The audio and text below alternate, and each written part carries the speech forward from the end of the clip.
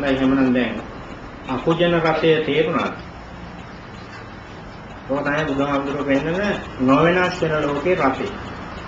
ඔය රතේට ඕන කෙනෙකුට ඕන වෙලාවක නැග්ගේ. පුරුදු වෙන්න ඕනේ මොකද්ද? අපි ළඟ දැනටත් ඉබේම අපේ උපත්යෙන් හරි පිළිහිලා තියෙනවා ඔය රතේ රෝධ තියෙනවා කියලා. මේ බෞද්ධ ගෙදරක ඉපදුණා මේ රෝධ ටික නිකන් ලැබෙන. මොනවා අපිට තියෙන වාසිය. ඊට පස්සේ පවට ලැජ්ජා පවට බය කියන එක ඇති වෙනකොට ඒක ඉගෙන ගත්තාම ඒක පුරුදු වුණාම රතේ සීට් එක හරියට. මේක නැතිනකොට සීට් නැහැ. දැන් ඔයගොල්ලෝ මහන්සියෙන් කරන්න ඕනේ දෙකයි. ඔයගොල්ලන්ට තියෙන්නේ එකක් තමයි මේ මහන්සි වෙන්නේ රතේ වහලේ හදාගන්න අස්වැය හදාගන්න. ඒක තමයි සමාධියයි ප්‍රඥාවයි. දැන් ඔතනදී පේනව නේද? එතකොට බුදුහාමුදුරුවෝ මේ මාර්ග ආර්ය සත්‍ය පැහැදිලි කරපු විදිය. මේ පෙන්වුවේ අපි කතා කරපු ආර්ය අෂ්ටාංග මාර්ගයේ අංග 8ම. බොහොම කෙටියෙන්. තේරුණා නේද? ඒකට ඔයගොල්ලෝ දැනගන්න ඕනේ මේ කෙටියෙන් කිව්වට මේකේ මේ 8ම තියෙනවා. මේ කෙටියෙන් කිව්වට සත්‍තිස් බෝධිපාක්ෂික ධර්මත් මේක ඇතුලේ තියෙනවා. දැන් තව බුදුහාමුදුරුවෝ කොයිතරම් දුරට මේ ගැන සාධාරණීකරණ කරලාද කියද ඒ සූත්‍රයේම අවසාන ගාථාව තියෙන්නේ වෙනස්ම ස්වરૂපය. දේවතාවට විතරක් මේක හරියනවා කියන්නේ නෙමෙයි. දස්සේසා දිසායන ඉස්ත්‍යා පුරුෂත්වා සචේතන ඥානේන නිබ්බානසේව සම්තිකේ කියන්නේ මේ ලෝකේ ඉන්න ඕනම ස්ත්‍රියක් හෝ පුරුෂයෙක් මේ රතය හඳුනගෙන තමන් විසින් මේ රතය හදාගෙන මේකට නැග්ගොත් යන්නේ නිවන් ළඟට.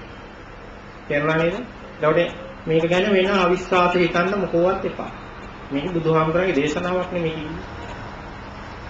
දැන් ඔතෙන්දී තව ප්‍රශ්නයක් තියෙනවා. මේකේ ඔය රතේ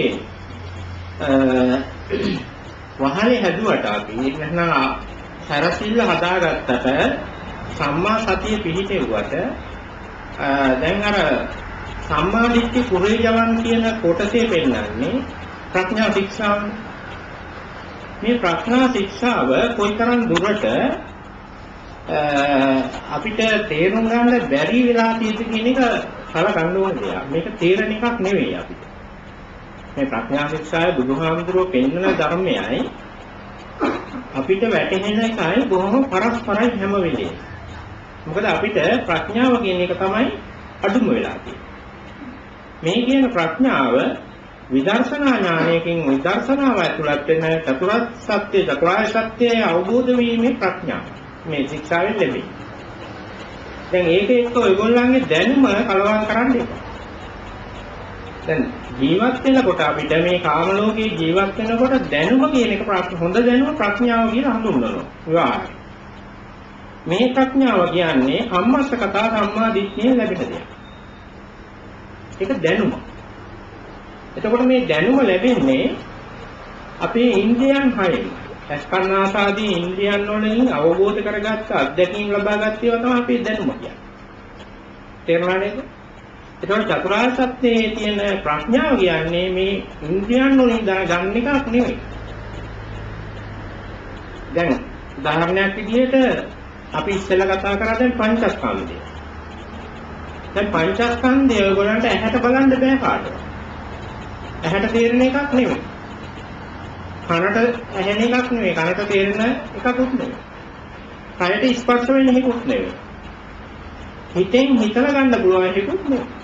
එතකොට නාසයෙන් ගන්නත් බෑ, දිවෙන් ගන්නත් බෑ, කයෙන් ගන්නත් බෑ, ඇහෙන් ගන්නත් බෑ.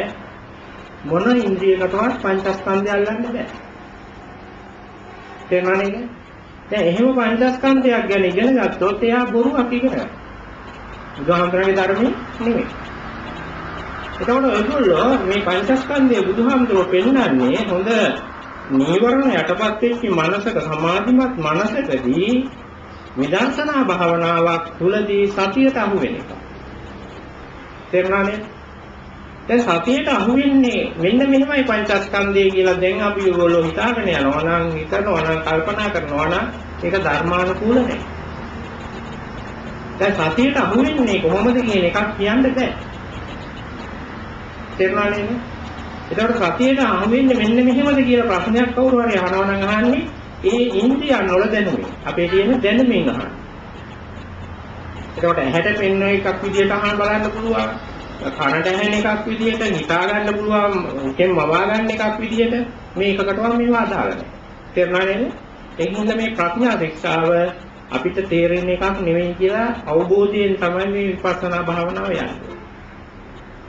දැන් එහෙමනම් දැන් මම තව එක සූත්‍රයක් කියන්නේ මේ ප්‍රඥාව ගැන විතර බොහොම කෙටියෙන් බුදුහාමුදුරු දේශනා කරපු සූත්‍රයක් ගැන මතක් කරලා දෙනවා.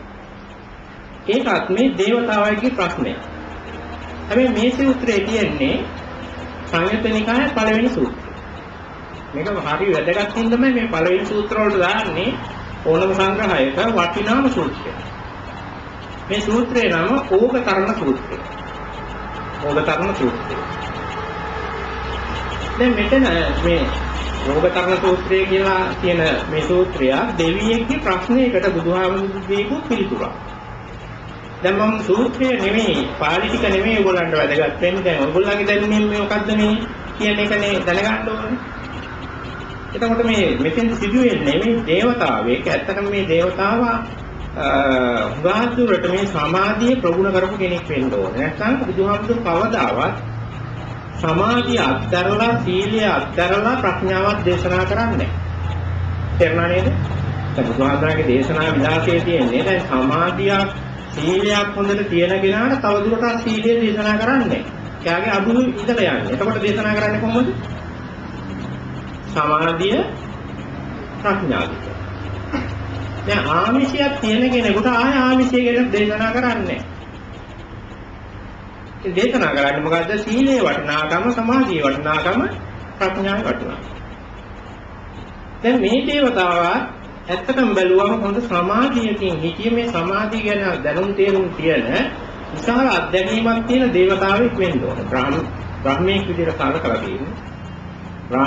බ්‍රාහ්මණයෙක් විදිහට තමයි සූත්‍රයේ තියෙන්නේ. කොහොමරි මේ කුජලයා කවුරු වුණත් සමාධිය පිළිබඳ හසල දැනුමක් තියෙන තැනක්.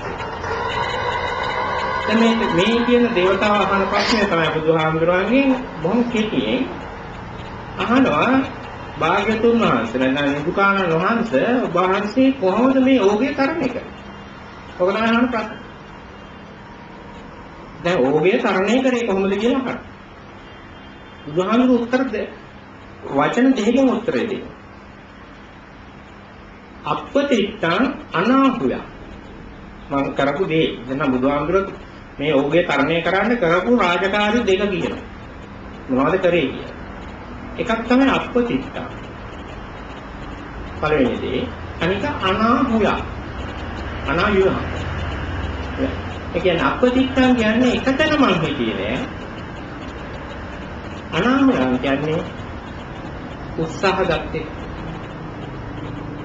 දැන් දේවතාවන්නේ කොහොමද මේ ඕගේ තරණය කරන්නේ? උදාහරණ පිළිතුර දෙන්නේ මම උත්සාහ ගන්නෙ නැහැ. උත්සාහ ගත්තෙත් නෑ.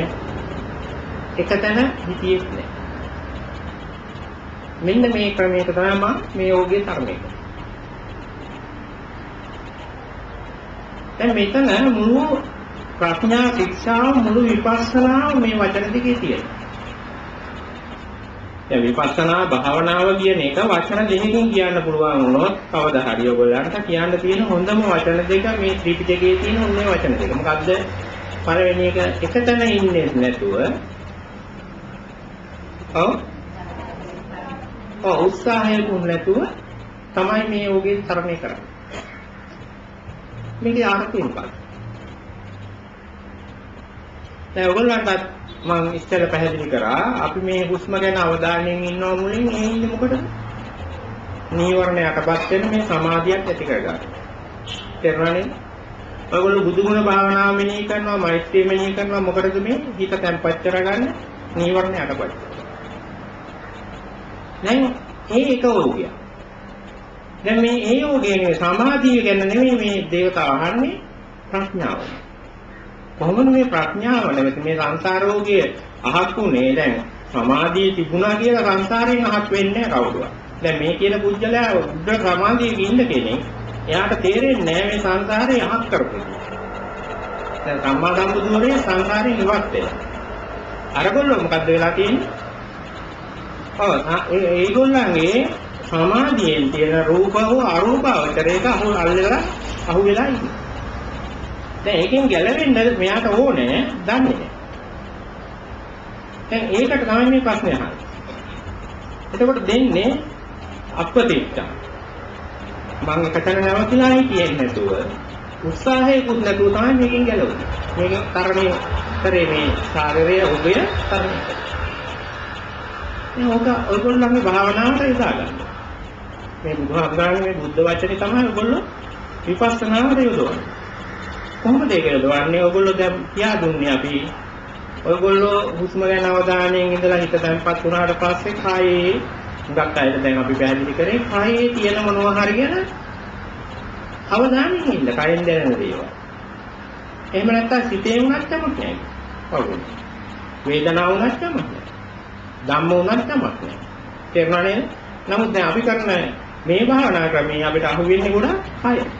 කයේ තියෙන වෙනස් වීම ගැන අවධානයෙන් ඉන්න. ඔන්නේ අවධානයෙන් ඉන්නේ ක්‍රමවේදය තමාර වචන දිගේ තියෙන. තේරුණා නේද? දැන් මම ඒක උදාහරණ වලින් කියන්නම්. දැන් යමෙකුට මේ කය ගැන අවධානයෙන් ඉන්නකොට කයේ යම් කිසි තැනක මස් පිටු දඟලනවා වගේ දැනෙනවා. තේරුණා නේද? දැන් මේක මොකක්ද කියලා හෙව්වොත් නැත්නම් මේ දැනෙන්නේ මගේ ධනිස්ස කලවය වල තියෙන මස් පිට කියලා ඒගොල්ලෝ ඒක අර්ථකථනය කරන්න ගියොත් අපතිච්ඡන් වලට විරුද්ධ වෙනවා. මොකද විරුද්ධ වෙනවා කියන්නේ? ඒක ඇල්ලුවා. එකතැන පල්ලේ. ඒක ඇල්ලුවොත් මම එතන රැඳෙනවා. මගේ කියන සංකල්පය දිනු වෙනවා. තේරුණා නේද? අපිට මේක දැනෙනවා. කයේ දෙයක් දැනෙනවා. දැනෙන එක ගැන අවධානයෙන් ඉන්නවා මිසක් දැනෙන එක හොයන්න පරිශන කරන්න ගියොත් එතන පත්‍තියක් වෙනවා, පළපදියක් වෙනවා. පළපදියක් වුණත් බුදුහාමුදුරුවෝ දේශනාවේදී කියන්නේ අපතිච්ඡන් කියන தත්ත්වයේ හිතියේ නැත්නම් මේ එකතැන හිතියොත් මං ගිලෙනවා. ඒ මං ගිලුන්නේ නැත්තේ එකතැන හිතියේ නෑ මම. අර සූත්‍රයේ කියන්නේ එකතැන හිතියම මේ රෝගියෙදී මොකද්ද වෙන්නේ? මම ගිලෙනවා. නමුත් මම ගිලිලා නෙවෙයි ගියේ. එකතැන හිතියේ නැති එකෙන් ගිලුන්නේ නෑ. නැත්නම් රෝගිය ඇතුළට ගිලෙනවා. තේරුණා නේද? දැන් ඔයගොල්ලන්ටත් ඒකමයි. හුස්ම ගැන නෙවෙයි දැන් කය ගැන හෝ වේදනාව ගැන ඕනම එකක් මේකේ. මේ සතරාතිපට්ඨානෙ එකක අවධානයෙන් ඉන්නකොට ඒක ගැන පරිේශණය කරොත් ඔයගොල්ලෝ ආය සංසාරේ ගිලෙනවා. මේකයි මේ බුදුහාමුදුරු කියන්නේ. තේරුණා නේද? මේක දැනෙන විදිහ හරියද? මම හරි විදිහටද මේ මම ඊට වැඩිය මේ ගැන තවත් තීක්ෂණ වෙන්න ඕනද? ඊට වැඩිය ගැඹුරෙන් බලන්න ඕනද? දැනෙන කය හඳුන ගන්න ඕනද? නැත්නම් මේ ක්‍රමයේ හරියද? මේ ඔක්කොම කියන්නේ ගිලෙනවා. තේරුණා නේද? ගිලෙන්නේ කොහෙද ආයේ? මේ සංසාරේ. ඔන්න ඔක තමයි අපතිච්ඡන් කියන එකේ. එහෙම වෙන්නේ නැතුව ඉන්න එක තමයි එතකොට අපතිච්ඡන්. නමුත් අපිට ඒ කියන අවධානයෙන් ඉන්නත් ඕන.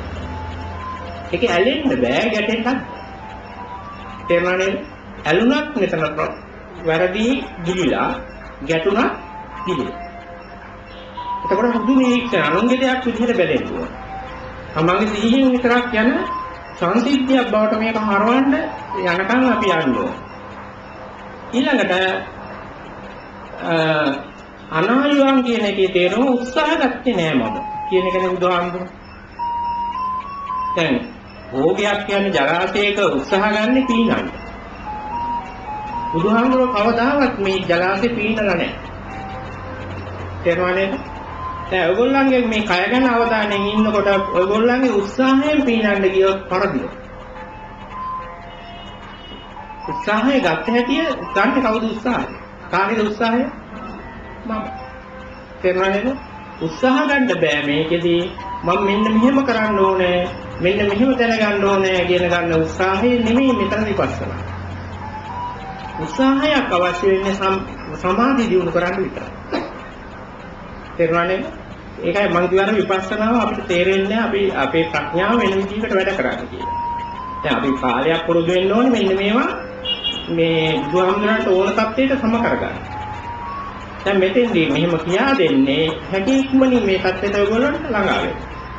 තේරුණා නේද?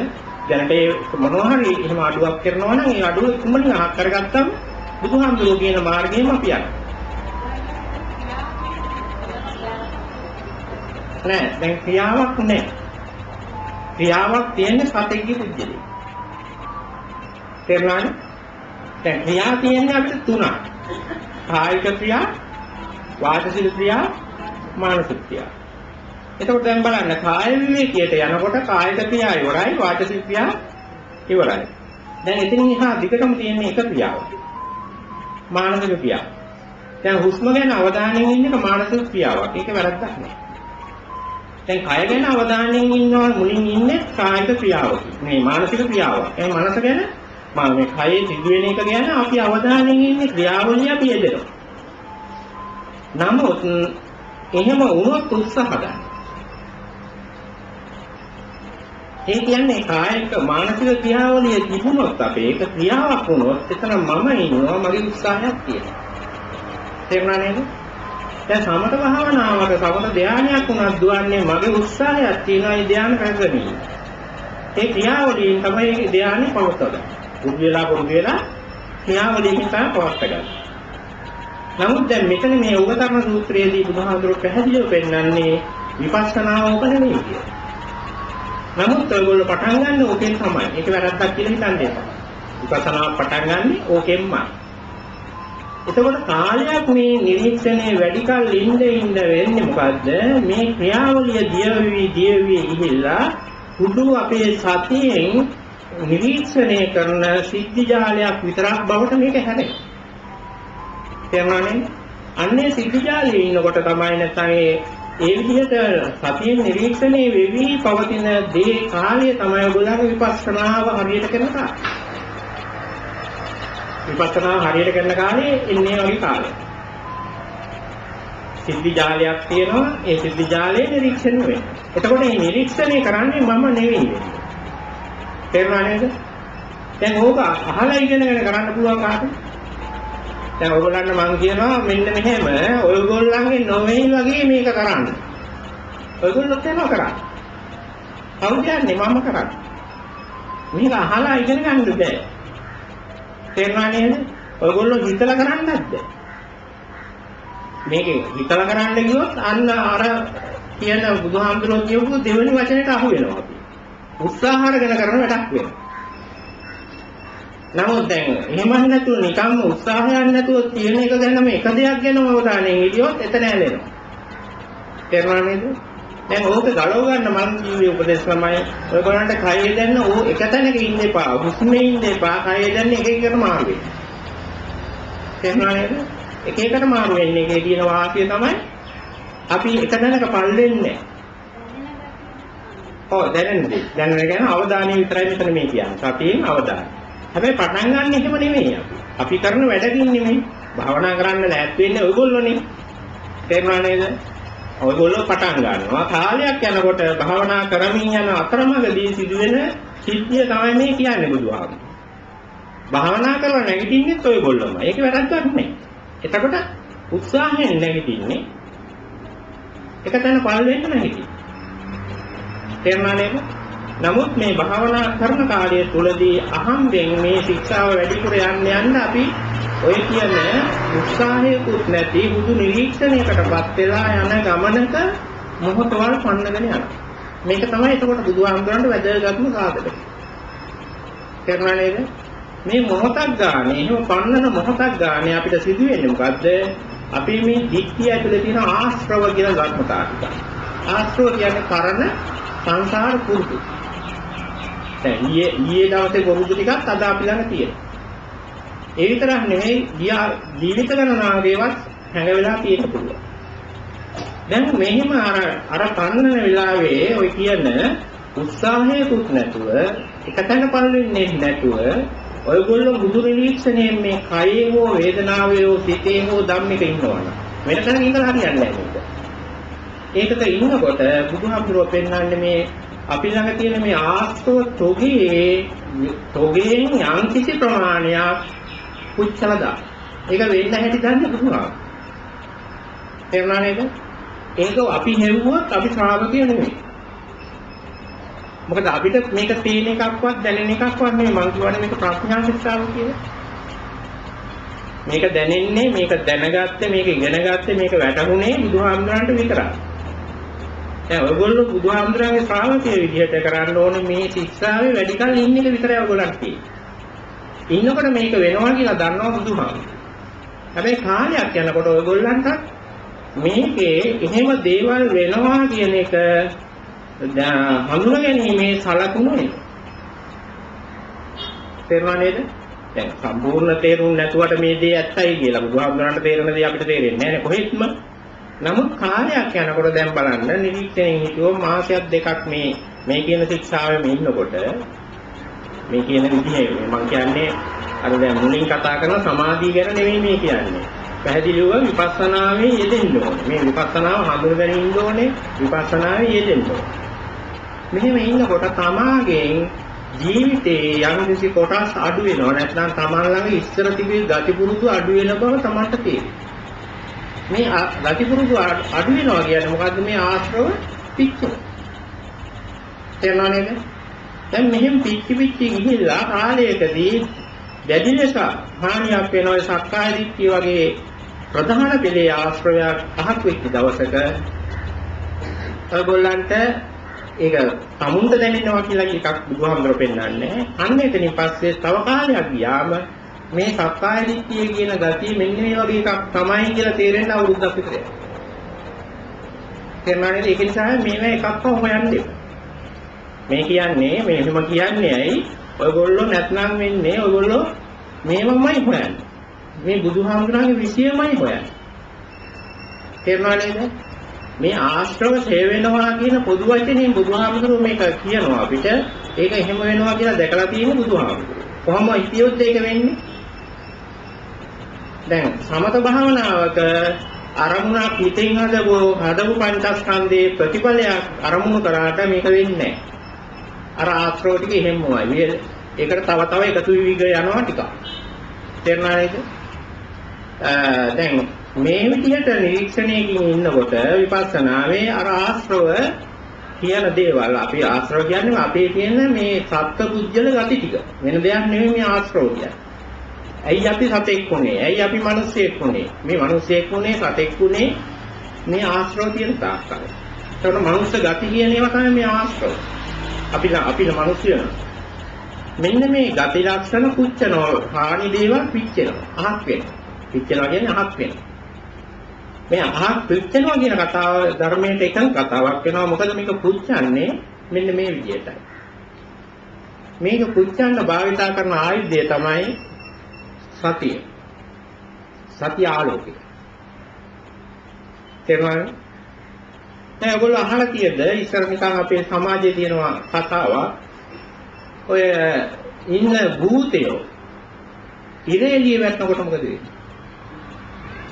ඔය දැන් ජන කතා තියෙන්නේ. ඒගොල්ලෝ භූතයෝ කියන එක දැන් මිනිස්සුන්ට පේන ඒව නෙවෙයිනේ. දැන් පේන්නේ නැති මිනිස්සුන්ට කොයි වෙලේද රැට. එතකොට දැන් පේන්නේ නැතිව ඉන්න ඕනේ නැහැ. ඒකට පේන්නේ නැතිව දවල්ට ආවම මොකද වෙන්නේ? අපිට පේන්නේ නැහැ.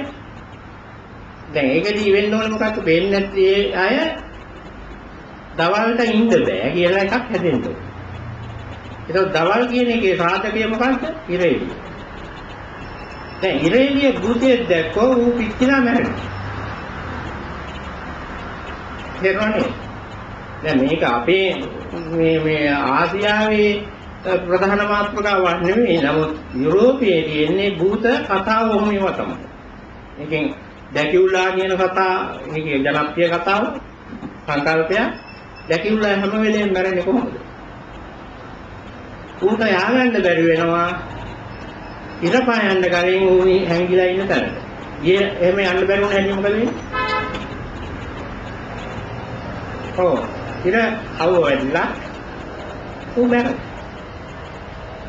එතකොට සූර්යාලෝකයෙන් පුච්චනවා. එයාට ඒක පිච්චිලා මැරෙන්න හේතුවක් වෙනවා.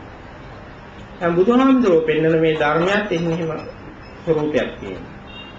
දැන් අපි මේ මිනිස්සෙක් වෙලා සතෙක් වෙලා මේ ලෝක ධාතුවේ යන්නේ හේතුව තමයි අපේ තියෙන ආශ්‍රව කියන ධර්මය. තේරුණානේ? මේක එක ධර්මයක් නෙවෙයි ධර්ම ආශ්‍රව පද්ධතිය. මේ ආශ්‍රව පද්ධතියට දැන් බුදුහාමුදුරුවෝ මේ ආශ්‍රව බය කෙනෙක් හොයාගන්න කියලා. මේ ආශ්‍රව කියන දැකියුලා බයයි යම් කිසි කෙනෙකුට. අපි ළඟම ඉන්න කෙනෙකුට බයයි. කාටද බය සතියට? ප්‍රබල කරපු සම්මා සතියට විතරක් මෙයා බයයි. තේරුණා නේද? දැන් මේ ඔයගොල්ලෝ විපස්සනා කරනවා කියලා ඔය තීක්ෂණ කමින් ඔය අවධානයෙන් ඉන්නකොට වෙන්නේ අර ඔයගොල්ලන්ගේ සති ආලෝකය අර ආශ්‍රවණයට දැකුල්ලාට වදිනවා. වැදුනොත් පිච්චෙනවා. තේරුණා නේද? ඔයගොල්ලෝ අර අපතිත්තං කියන ගුණේනොත් ඉන්න ඕනේ මේ සති ආලෝකයේ ප්‍රබල වෙන්න අනාහුයම් කියන ගුණේනොත් ඉන්න ඕනේ. ඔය ගුණ දෙක આવොත් තමයි මෙතන සති ආලෝකය බලවත් වෙන්නේ. තේරුණා නේද? ඔයගොල්ලෝ එකතැන බලනවා සතිය බලගත්තුන අඩු වෙනවා, දුර්වල වෙනවා. ඔයගොල්ලෝ උත්සාහ ගත්තා මෙතෙන්දී සතිය දුර්වල වෙනවා. උත්සාහ ගන්න බෑ. තේරුණා නේද? එතකොට ඔන්න ඔය දෙක ක්‍රියාත්මක වෙලා මේ සති ආලෝකයේ වැටෙන දැකිලා මැරෙනවා. එතකොට ප්‍රධාන දැකුල් ගුණයක් ගත්තොත් බුදුහාමුදුරුවෝ පෙන්වන්නේ හරියට සති ආලෝකය සක්කාය දිට්ඨිය නැමෙත දැකුලට වැදුනොත් දෙන්නේ එක එකට මැරෙනවා. තේරුණානේ? කවුද දෙන්නේ? දැන් මේ කියන දැකුල්ලා වර්ගය අපි ළඟ තියෙන ආශ්‍රවණයේ දැකුල්ලා වර්ගයේ ඉන්නේ 10 දෙනෙක්. ධර්මයට අනුව. සක්කාය දිට්ඨි විචිකිච්ඡා සීලබ්බත පරාමාස කාමරාග ව්‍යාපාද රූපරාග අරූපරාග මාන උද්ධච්ච අවිද්‍යාව. තේරුණානේ? මේ ටිකෙන් දැන් මෙහෙම වෙලා තියෙද්දි ඔයගොල්ලෝ මේ ප්‍රබල වෙලා මේ සති ආලෝකයේ ප්‍රබලව විපස්සනාව කරන්න ගිහිල්ලා කවදා හරි අර සති ආලෝකය හරියට වැටුනොත් සක්කාය දිට්ඨිය කියන ආශ්‍රවයට වැටෙන දවසේදී දෙන්නේ එක යා මැරෙනවා. ආයෙ උපදින්නේ. තේරුණානේ?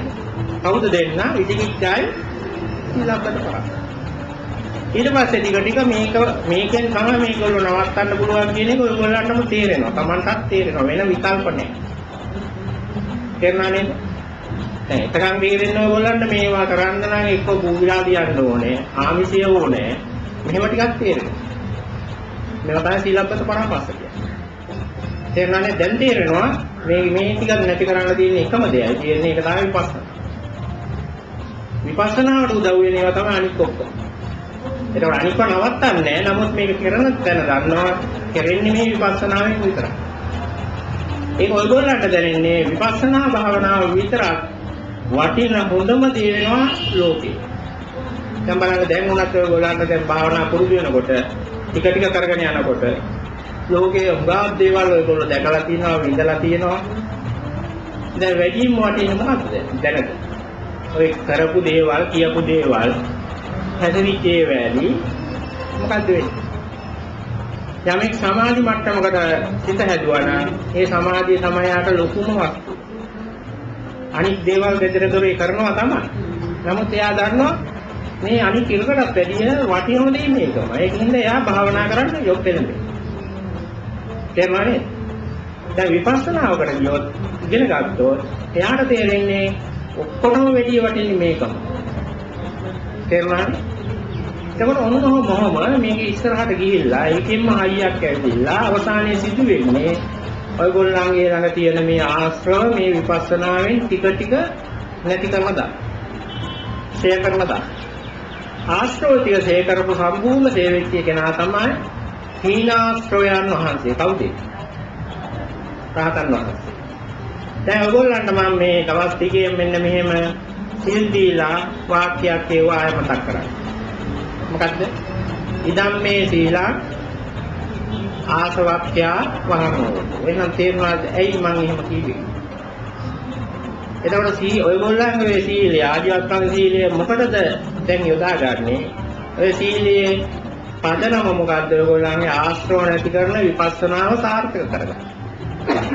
තේරුණා නේද? දැන් ඊට ඉහා යනකොට ඔයගොල්ලෝ මොනවා හරි ආංශ දෙයක් කරනවා නම් ආමිෂ පින්කම් කරන්නේ ඒවා නොකර ඉන්න එපා. කරනකොටත් ඔයගොල්ලන්ගේ චේතනාව ප්‍රාර්ථනා වෙන්න ඕනේ මොකක්ද?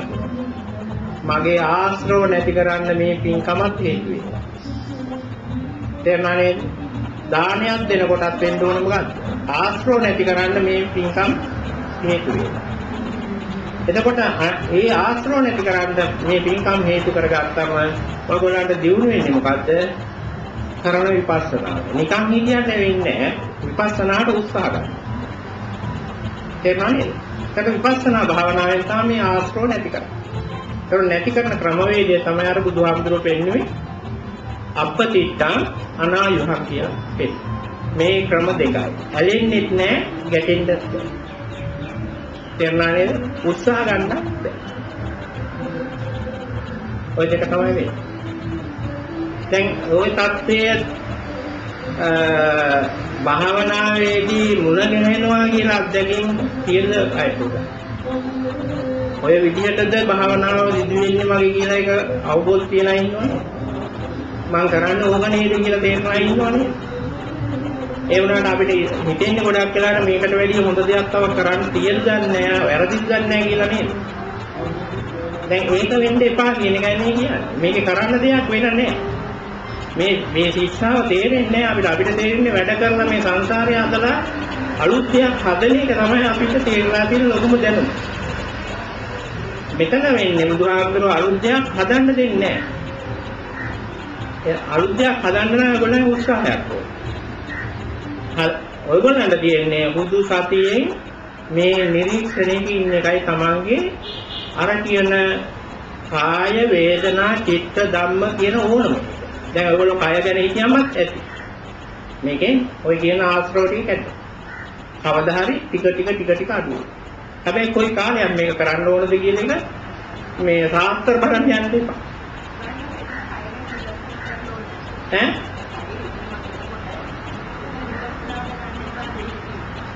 විදර්ශනාව කියන්නේ දැන් මොනවත් අර්ථයක් වන්නේ මොකක්ද විදර්ශනාව කියන්නේ?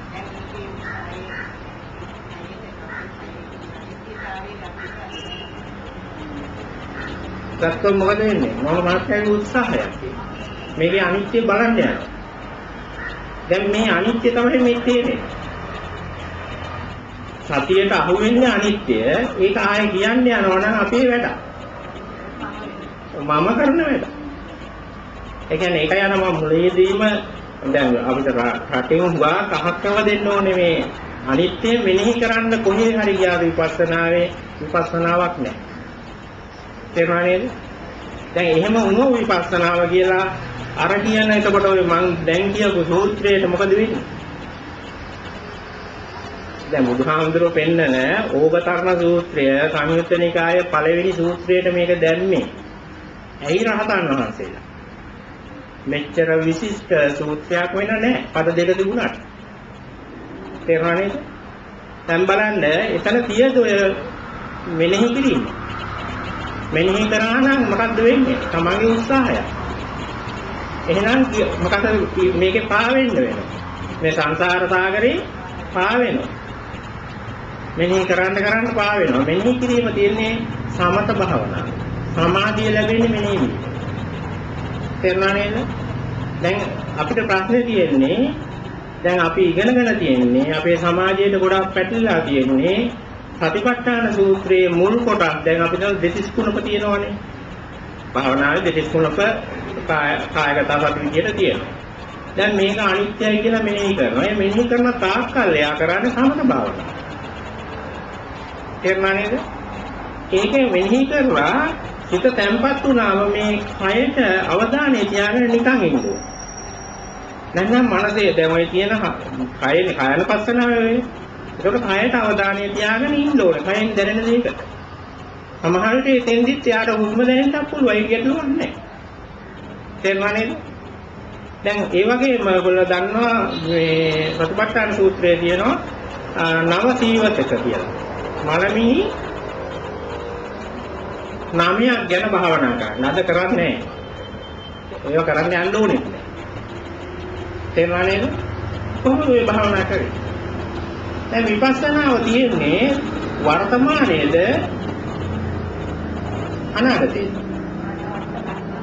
වර්තමානයේ නේද මේ කියන්නේ. වර්තමානයේ මෙහෙම වෙන්නේ. දැන් මලමිණියක් කවුරු හරි දැන් හාමුදුරු කෙනෙක් කරා කියන්නකො මේක මේ වරද්ද ගන්න එක මම හදන්න නැතුව මේක වැරදි කියන එක නෙමෙයි. දැන් කවුරු හරි කෙනෙක් සොහනට ගිහිල්ලා දවසක් කුණු වෙච්ච මලමිණියක් නැත්නම් දවස් දෙකක් ගියේ මලමිණියක් දිහා බලලා ඇවිදින් තමන්ගේ කය ගැන මෙනෙහි කරනවා. ඒකට දැන් වර්තමානයේ මෙනෙහි වෙනවද බලන්න. අර මම දැන් මේ හාමුදුරුවෝ හරි යෝගිය හරි මැරිලාද? දවස් දෙකක මලමිණියක් දැන් ඒ විදිහට තමන්ගේ ශරීරය ගැන මෙනෙහි කරපුවම වෙන්නේ මොකද්ද? ඔව් දැන් තෙන්දි වෙන්න පුළුවන් තමන් මැරෙන්න වෙපේ එහෙනම් ඒ වගේ වෙන්න. ඒක වර්තමානයේ නෙමෙයි. නමුත් එහෙම භාවනාව බුදුහාමුදුරුවෝ දීලා තියෙනවා. ඒක දීලා තියෙන හේතුවක් තියෙනවා. එතනනේ එතනිනුත් කරන්නේ මලමිණි දැකලා සමත භාවනාව. ඒක ඔක්කො ඉන්නේ ඔයගොල්ලන්ට සමගතලිස් කමතහන් වල සමත භාවනාවේ තියෙනවා නේද ඔය මලමිණි නමය. බලන්නකො පොත්වල. එතකොට මලමිණි වල අසුභය මෙනෙහි කරන්නේ යමෙන්ගේ රාග කර්ෂය වැඩි නම් එයාට උපදෙස් දෙනවා බුදුහාමුදුරුවෝ. ඔයාට ඉක්මනින්ම මේ කියන රාග ස්වરૂපය හක් කරන්න හොඳම භාවනාව මේකයි. තේරුණානේ? එතකොට දැන් ඒ කාලේ කරලා තියෙන්නේ එවැනි අයට දවසකින් එක දිනයයි මේ භාවනාව කරන්නේ. නැතුව මේ හැමදාම යනවා නෙමෙයි. ඇයි මලමිණියක් හැමදාම තියෙන්නේ? ඒක හුරු වෙලා යනවනේ ඉක්මනින් නේද? දැන් මලමිණිය භාවනාවට ගන්න පළවෙනි දවසේ එක. එතකොට එක කොටසක් ඇති කෙනෙකුට. එතකොට එක දවසක් ගිහින් මේ මිනිහ ළඟ ඉඳලා මේ මිනිහ දිහාම බලා ඉඳලා ඒකේ තියෙන අසුබය මෙනෙහි කරලා එනවා පන්සල. ඒක රෑ ඉන්නේ. එතකොට මෙනෙහි කරගෙන ඇවිදින් ඊට පස්සේ ඒ භාවනා කරන කෙනා කරන්නේ නැහැනේ. එතෙන් හිත තැම්පත් වෙනවා. තැම්පත් වෙලා යාගේ කයට ඔයගොල්ලෝ කරන වැඩි ඊගාට කරා. දැන් හුස්ම ගැන අවධානයෙන් ඉන්නවා. මොකක්ද අවධානයෙන් ඉඳලා දැන් මේක නම් තියෙනවනේ හුස්ම දැනෙන්නේ නැතුව යන වස්සම්බයන් කාය සංකාරම් කියලා යම්කිසි නිම්මක් කාට හදාගන්න ලේසි. මලමිණි එහෙම නිම්මක් නැහැ. තේරුණා නේද? දැන් මේකේ නිම්මක් තියෙන හින්දා මේක පහසු වෙන්නේ.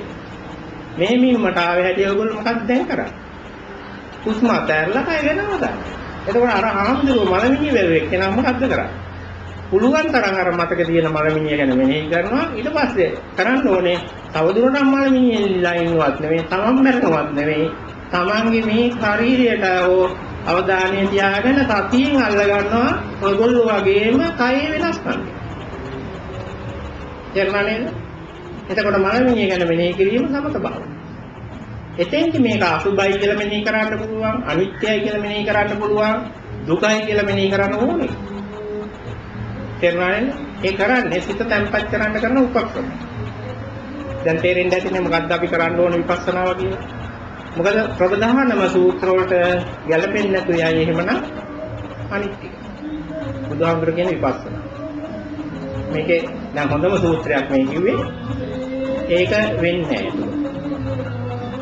එහෙමනම් දැන් මම හිතන්නේ තේරුණා දැන් ඔයගොල්ලෝ කරන දේ හරි කියන්න මේ යන්නේ වෙන දෙයකට නෙමෙයි මට ඕනේ. නැත්නම් ආයෙ කාට හරි අහු වෙනවා. එහෙමනේ. තව කවුරු හරි කිව්වා ඕක නෙමෙයි භාවනා මෙන්න මේ ඥාන ටික කරන්න ඕන කියලා ඔන්න පස්සේ යනවා.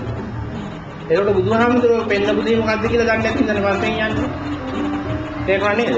මේ ඥාන ඕන ඥානයක් මේක ඇතුලේ එනවා. ආයෙ හොයන්න එපා. හෙව්ව හොයන්නේ මම. තේරුණා නේද? පළක් අය කියන ඔහොම හරියක් නෑ මේ අභිධර්මයේ මේ ටික පාඩම් කරගන්න ඕනේ. එතකොට තමයි මේ නිවන් දකින්න පුළුවන්. අභිධර්මයේ පාඩම් කරපුවම මේ මොකව වෙන්නේ නෑ.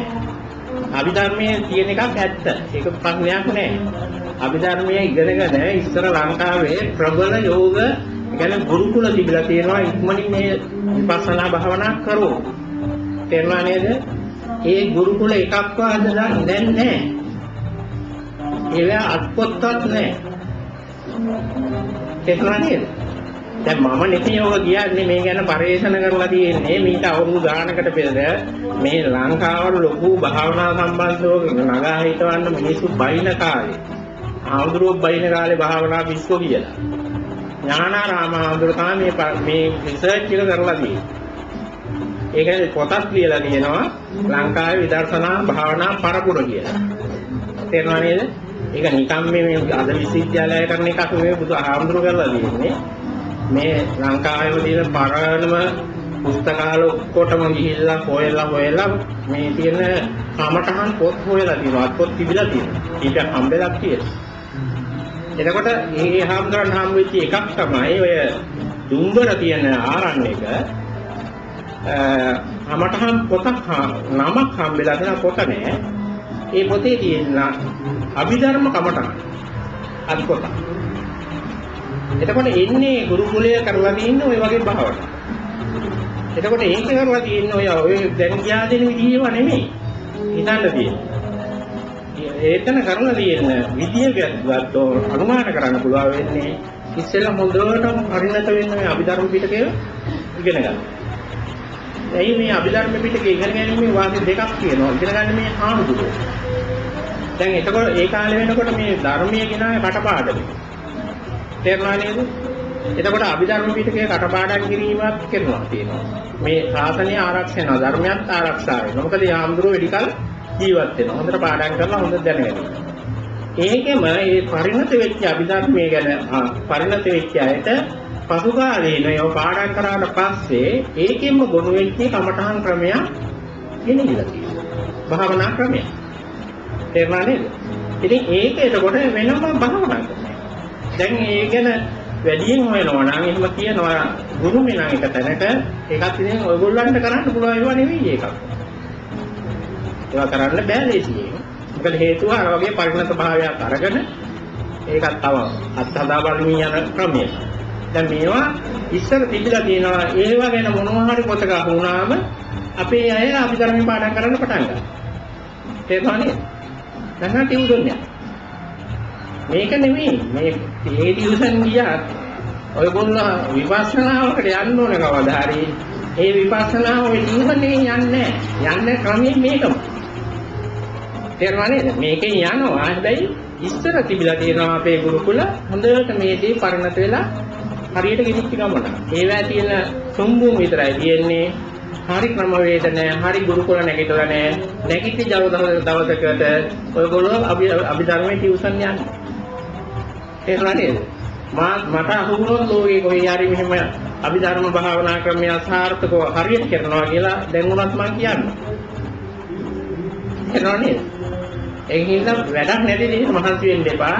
මිනිස්සු මේ දේවල් කියයි. නමුත් මේ ටික අපිට කරන්න පුළුවන් ගෙදේ. තේරුණා නේද? මේ කරන භාවනාව ඒගොල්ලන්ට පන්සිල් ආරක්ෂා කරමින් ඔය ගෙදර වැඩ කටයුතු කරමින් කරන්න පුළුවන් කියන එක ඒගොල්ලන්ටම තේරෙනවා. වෙන දෙයක් නැහැ. එතකොට වෙන අලුතෙන් හොයන්න ඕනේ මේ කියන කතිපත්තා. මේකට එහා ක්‍රමයක් හොයන්න ඕනේ නැහැ. තියෙනවා ක්‍රම නැතුව නෙමෙයි. ඒව ඔච්චර ලේසියි කියලා හිතන්නේ. තේරුණා නේද? කවුරුවත් නැහැ මේ වර්තමානයේ ලොකුවට ප්‍රයෝජන ගත්තා අය ඉන්නවාද කියලා හිතන්න ඒකත් හොයලා කරන්නේ. මේ නම් ලක්ෂ ගණන් තියෙනවා. ලංකාවේ නැතුණා ලෝකෙ.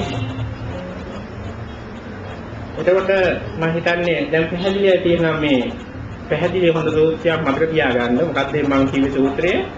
ඕමතරණ සූත්‍රය. ඔබේ වචන දෙකයි බුදුහාමුදුරන්ගේ තියෙන්නේ. ඔය වචන දෙකෙන් සතිපට්ඨාන ගැන කියනවා. නැත්නම් මේ කියන විදර්ශනාව ගැන කියනවා. ඊට උදේ මම මතක් කරේ තව සූත්‍රයක්. ඒක මොකද්ද? මතකද?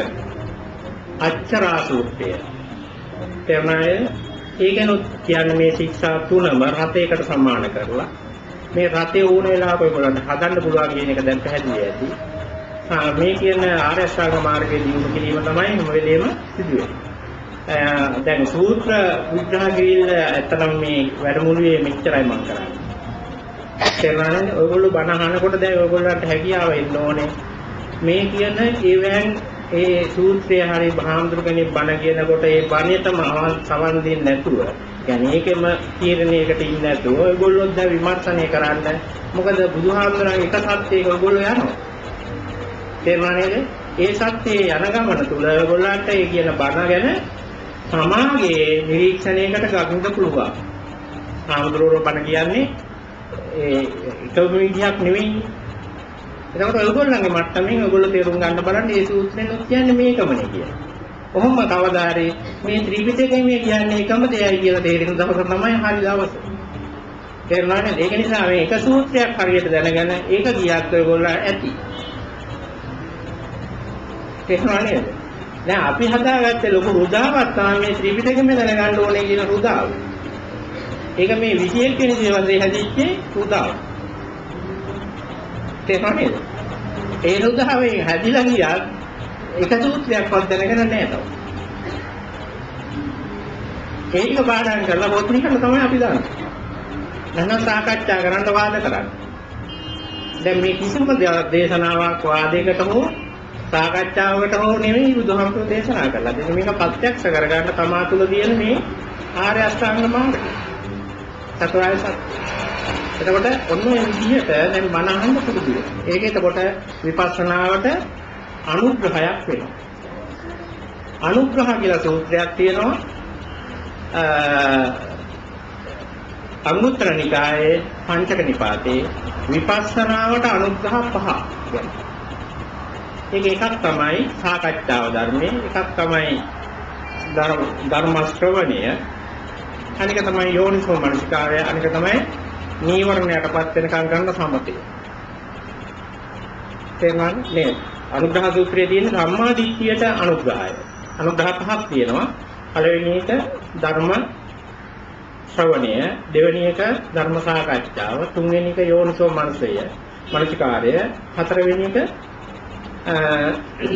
සමත අනුග්‍රහය, පස්වෙනි එක විපස්සනා අනුග්‍රහය. ඔය පහ එකතු වුණා, මේ අනුග්‍රහ පහ එකතු වුණා ලැබෙන්නේ මොකද්ද? සම්මා දිට්ඨිය. තේරුණානේ? ඒකින්ද එන්නේ අනුගාරයට වෙන්න බණ අහන්න. දැන් ඔයගොල්ලන්ට විපස්සනා අනුග්‍රහයක් විදියට නැත්නම් මේකේ එහෙම විදිහට අහන සූත්‍රයක් ඇහිය. ටිකක් කල්පනාවෙන් අහනකොට බණක් අහනකොට තේරෙයි මේක කියන චතුරාර්ය සත්‍යනේ එකක් ගැවෙන්න ඕනේ බණට. බුදුහාමුදුරන්ගේ මාතෘකාවක් නම් මේකේ එකක් ගැවෙනවා. තේරෙනවද? කොටසක් හරි තියෙනවා. ඒ කොටස අල්ලගන්න. ඒ කොටස අල්ලගෙන ඒකෙන් නිවන් දකින්නවා කියන එකක් නෙවෙයි එතකොට කියන්නේ. ඒ කොටස කියලා දෙන්නේ ඒ අනිත් ටික ඔක්කොම දැනගත්ත කෙනෙකුට එක කොටසක් දීලා ඇති. දැන් මෙලෝදියක් දන්නේ නැති කෙනෙකුට ආමිෂය දීලා ඇති. එතකොට අපි හිතනවා නම් අපිත් ආමිෂයෙන් නිවන් දකින්නවා කියලා මොකක්ද වෙන්නේ? අපිට වෙලා තියෙන්නේ. ඒකින්ද දැන් හොඳට මතක තියාගන්න අර සපාරි අනේක නවත්තන්න. මේකෙන් දිනන්න තියෙන්නේ ඉච්චරයි. මේ අකුජන රතේ වහලේ නැතුව යන්න එපා. කොහෙවත්. ගිය දැන අපි පරාදයි. වහලේ නැත්නම් නිකන් ඉන්න එක දැන් කියලා. ඇවිදින්න යන්න එපා. අන්න එතකොට ඔයගොල්ලන්ට සාර්ථක ඉස්සරහට යන්න පුළුවන් වෙයි. එහෙනම් හැම දිනාටම මේ ශක්තිය ධෛර්ය ලැබේවා කියලා දැන් වෙලාව 11:45යි අපි වැඩසටහන නවත්තමු. එකට නැවත ආරම්භ කරමු.